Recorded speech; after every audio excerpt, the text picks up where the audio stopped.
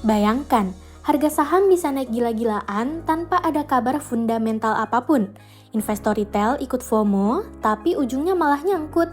Dan yang lebih parahnya, kata Pak Purbayayu Disadewa bahwa banyak yang goreng saham, tapi sedikit yang dihukum. Jadi, siapa yang salah dan kenapa ini bisa dibiarkan? Yuk kita bahas. Isu ini mencuat setelah Pak Purbaya menegur keras fenomena goreng-menggoreng saham di pasar modal Indonesia.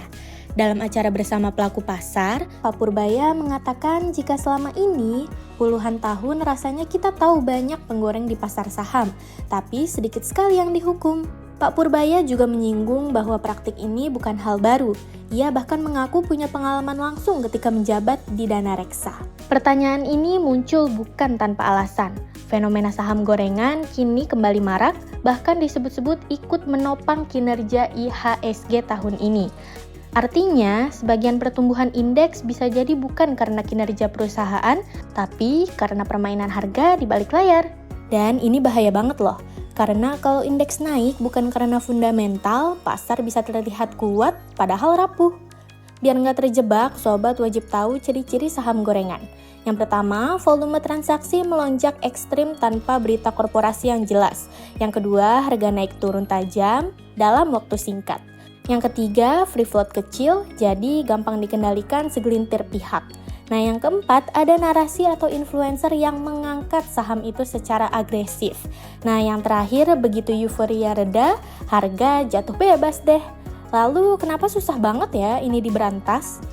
Menurut Pak Purbaya, penegakan hukumnya masih minim. Masalahnya, pembuktian manipulasi pasar itu kompleks dan butuh data transaksi lengkap dan niat hukum yang tegas. Selama itu belum solid, pelaku bisa terus bergerak bebas, sementara investor retail jadi korban terakhir.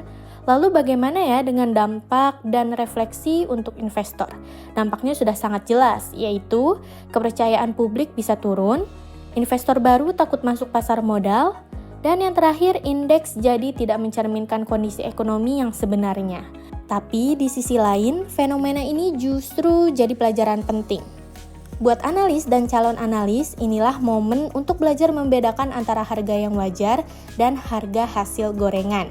Sebagai analis, tugas kita bukan hanya ikut arus pasar, tapi memahami struktur di baliknya. Kalau sobat ingin belajar bagaimana membaca market behavior, mengenali manipulasi harga, dan melakukan analisis profesional, CSA Institute punya pelatihan Certified Securities Analyst yang bisa bantu sobat jadi analis yang kompeten dan kredibel.